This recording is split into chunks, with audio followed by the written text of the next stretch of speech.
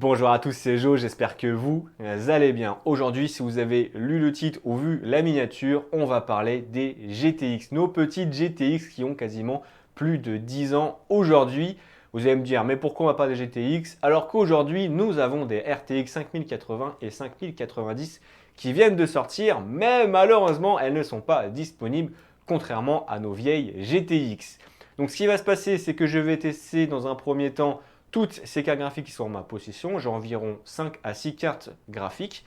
Donc on va partir de la GTX 970 à la 1080 qui est juste ici.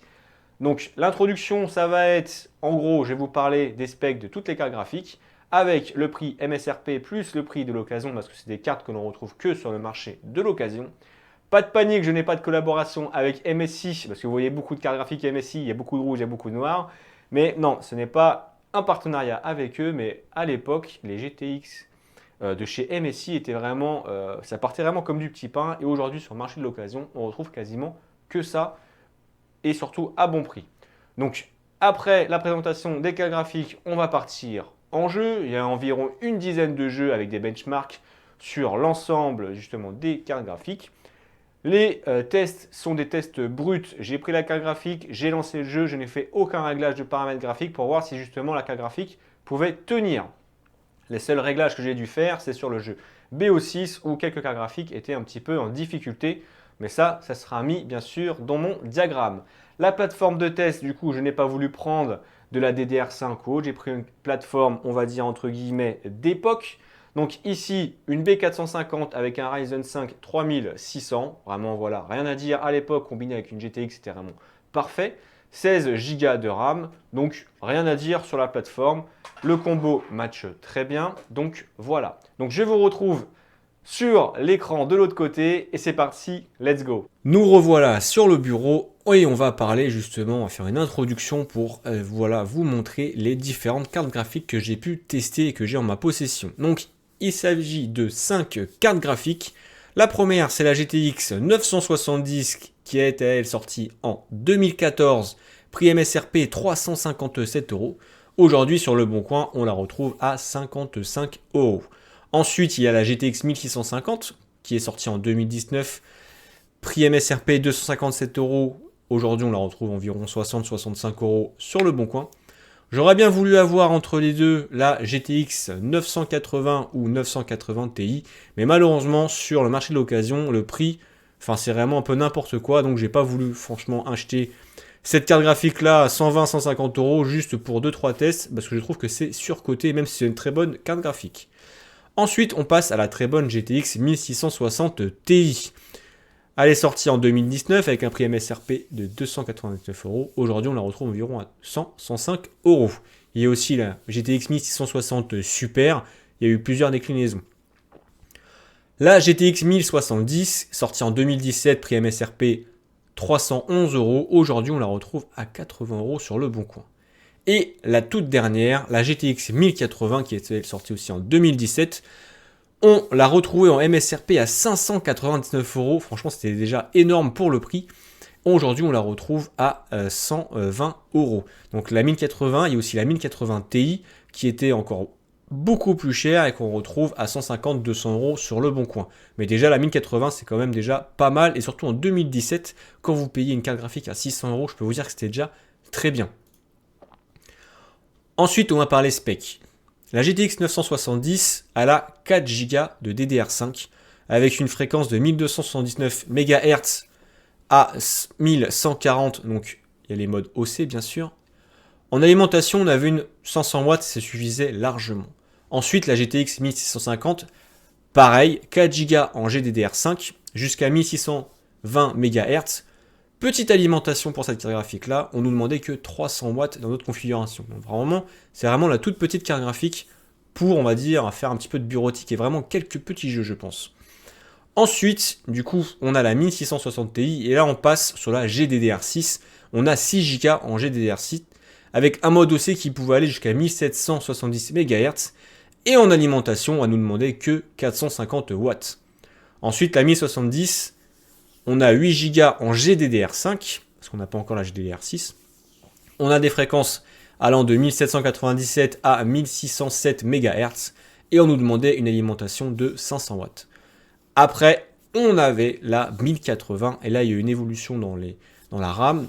On a 8 Go en GDDR5X. On a un mode OC de 1847 MHz et la plus basse 1708 MHz avec une alimentation de 500 watts. Donc déjà c'était déjà quand même pas mal des beaux bébés. Même si voilà, celle qui on va dire qui consomme le moins c'était la 1650. Mais on va dire que c'était la carte graphique qui est sortie pour faire patienter entre guillemets les futurs joueurs qui voulaient chercher justement des grosses cartes graphiques. Ensuite, on va parler jeu. Donc mon premier test déjà c'était sur 3D Mark. Ma plateforme de base c'est la BS450 avec un Ryzen 5 3600 et 16 Go de RAM en DDR4 3200 MHz. On va dire que ma base est plutôt cohérente avec les cartes graphiques de l'époque. Donc comme vous pouvez le voir, la GTX 970 3570, la 1650 qui se démarque un tout petit peu mieux. Donc on est à 3646, donc vous voyez un petit peu les performances, c'est vraiment pas éloigné du tout. Et là on va voir un petit gap franchement un bon gap de différence, on va prendre quasiment plus de 2500 points. On va passer à la GTX 1660 Ti qui fait 6290, qui vaut quasiment, qui est même au-dessus d'une GTX 1070. Et la GTX 1080 qui est 1500, 1200 scores de plus. Voilà, la 1080 elle est vraiment au-dessus. Et vraiment au bas du tableau, on a la GTX 970. En même temps, c'est normal. C'est une carte graphique qui a plus de 10 ans. C'est quasiment une des premières GTX. Même si on avait encore avant. Il y a eu quand même pas mal de paliers. On n'a pas sur le même giga de VRAM et ainsi de suite. Ensuite, je suis allé du coup sur Fortnite, bien sûr. Fortnite, la GTX 970 se débrouille plutôt bien, franchement. 130 FPS de moyenne, aucun problème, aucun lag. La 1650, 155 de FPS, c'est encore parfait. Et après, bien sûr, quand on va dépasser les 200 FPS, rien à dire, c'est vraiment parfait. Donc, la GTX 1660 Ti qui fait 230 FPS de moyenne, la GTX 1070 qui en fait 260 et la GTX 1080 qui fait plus de 320 FPS, honnêtement, rien à dire, c'est parfait. Même la GTX 970 se débrouille très bien pour ce petit jeu. Ensuite, sur BO6, et là vous avez vu, j'ai fait quelques petits réglages. La GTX 970, j'ai dû passer les paramètres graphisme en faible parce que vraiment c'était injouable, ça faisait que de bugger. Et quand je suis passé en faible, je suis stable à 50-55 FPS de moyenne, donc c'est plutôt pas mal. Voilà, si vous voulez découvrir BO6 avec une petite carte graphique, c'est possible. La GTX 1650, bah pareil, j'ai dû passer en moyen, je suis à 50-55, ça passe, c'est jouable. C'est pas super fluide, mais c'est jouable. La GTX 1660 Ti, 95 de FPS en moyenne, c'est plutôt pas mal. La GTX 1070, ça fait exactement pareil. Et la GTX 1080 fait 130 de FPS en moyenne, donc elle est vraiment au-dessus. Counter-Strike 2, la GTX 970, 82 FPS. Franchement, je m'attendais un petit peu plus, mais bon, pas terrible. La GTX 1650, 175 de FPS, aucun problème pour elle. La 1660 Ti, 200 FPS, rien à dire. Et là, on va passer à plus de 280 FPS et plus, en fonction encore une fois de vos réglages. La 1070 et la 1080 font 282 FPS, voire plus de 300 FPS. Donc c'est parfait. J'ai testé Apex Legends, c'est pareil. La GTX 970 fait 95 FPS de moyenne. Rien à dire, c'est un petit jeu. C'est pas très gourmand, c'est fluide, il n'y a rien à dire, c'est parfait. La GTX 1650, 144 de FPS, rien à dire. La 1660 Ti, la 1070 et la 1080 font plus de 144 FPS, ça bronche pas, ça ne bouge pas. Donc voilà, ça c'est parfait. Ensuite, je suis passé sur Valorant, et là, Valorant, c'est un petit jeu, on va dire, entre le Fortnite et le Counter-Strike.